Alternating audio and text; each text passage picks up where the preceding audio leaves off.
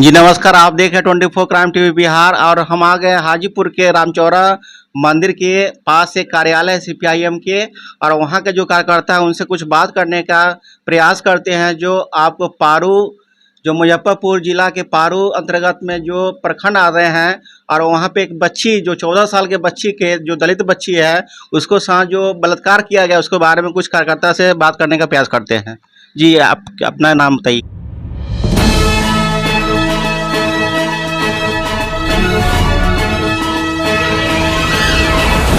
मेरा नाम हरिंदर पासवान है।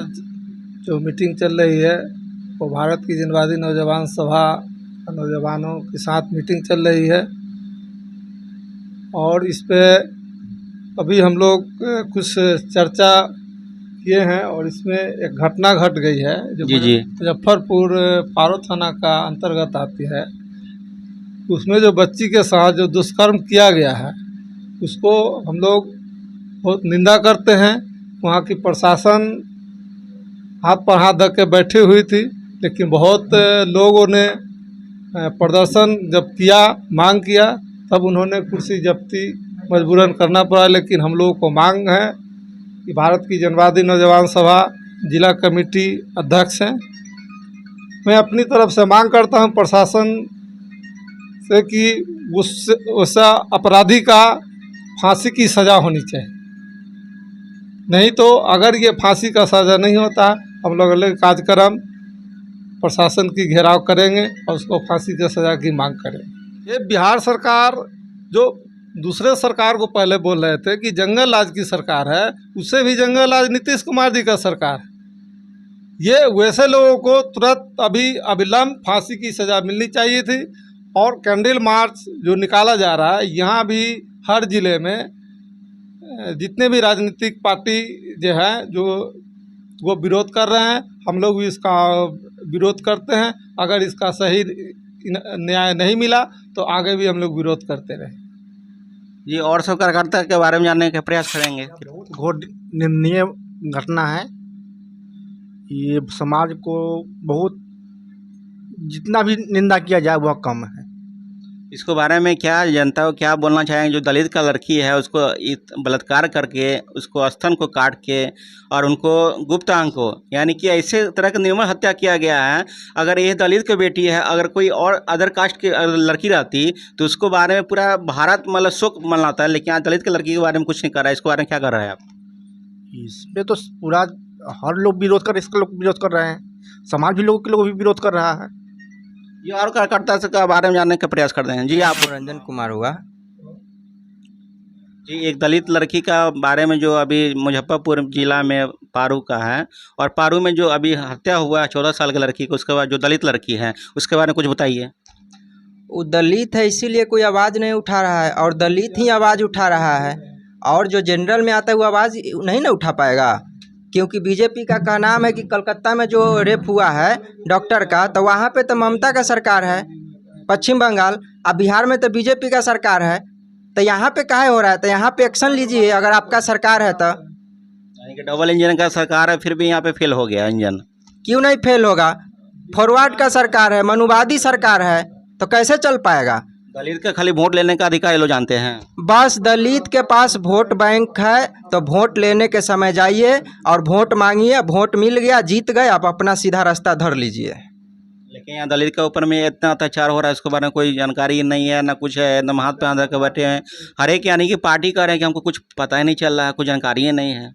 यहाँ पे सीधा सवाल है कि बीजेपी सरकार मनुवादी सरकार है, निकम्मी सरकार है, इससे प्रशासन कंट्रोल नहीं हो रहा है ना। और जहाँ भी इनका सरकार है वहाँ पे ज़्यादा हत्या हो रहा है, रेप हो रहा है दलित का।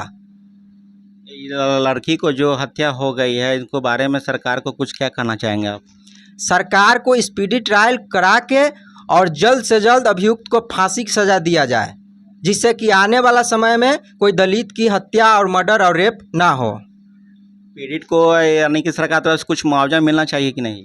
सरकार को मुआवजा क्या, सरकार को उसके फैमिली में नौकरी देना चाहिए एक सदस्य को, और मुआवजा के तौर पर उसको सहायता देना चाहिए। जी और कार्यकर्ता से जानने का प्रयास करते हैं। जी अपना नाम बताइए। मेरा नाम देवेंद्र प्रसाद है। हम सीपीआईएम के कार्यकर्ता हैं, जिला कमेटी सदस्य। और बिहार प्रांतीय खेतिहर मजदूर यूनियन के जिला सचिव।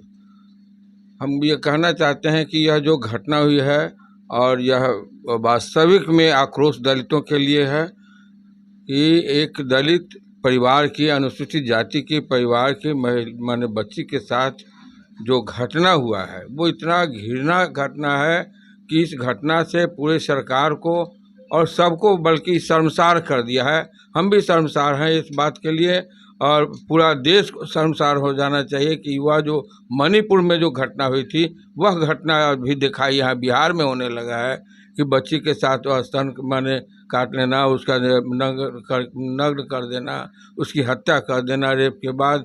यह घटना बहुत निंदनीय है और हम CPIM के जितने भी जन संगठन है लगभग वो सारे जन संगठनों को इस सवाल पर आंदोलन में उतारने का हम कोशिश करेंगे और आंदोलन होगा।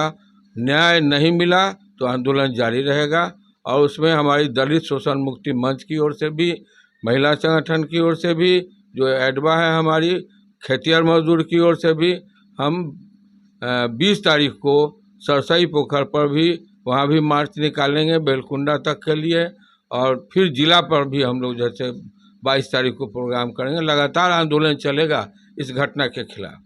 यानी कि घटना का जो मणिपुर का जो स्थिति बना हुआ है वो बिहार में भी लागू हो चुका वो है। भी शुरू, जी यह भी शुरू हो गया है बिहार में और यही भाजपा की सरकार है, वहाँ भी भाजपा की ही सरकार है। तो यह घटना हुई है वह डरा रहा है दलितों को, महादलितों को डरा रहा है कि तुम डर करके रहो नहीं तो तुम्हारी यही दशा होगी जो मणिपुर की महिलाओं की हुई है। वह शुरुआत एक बच्ची से शुरू हुआ है लेकिन जहाँ तहाँ जो घटनाएं हो रही है वो सबसे ज़्यादा महादलित और दलितों के साथ घटना हो रही है और हम समझते हैं कि न्याय नहीं मिला तो आंदोलन जारी रहेगा और उसमें हमारी दलित शोषण मुक्ति मंच की ओर से भी, महिला संगठन की ओर से भी, जो एडवा है हमारी खेतिहर मजदूर की ओर से भी, हम 20 तारीख को सरसई पोखर पर भी वहाँ भी मार्च निकालेंगे बेलकुंडा तक के लिए और फिर जिला पर भी हम लोग जैसे 22 तारीख को प्रोग्राम करेंगे। लगातार आंदोलन चलेगा इस घटना के खिलाफ है बिहार में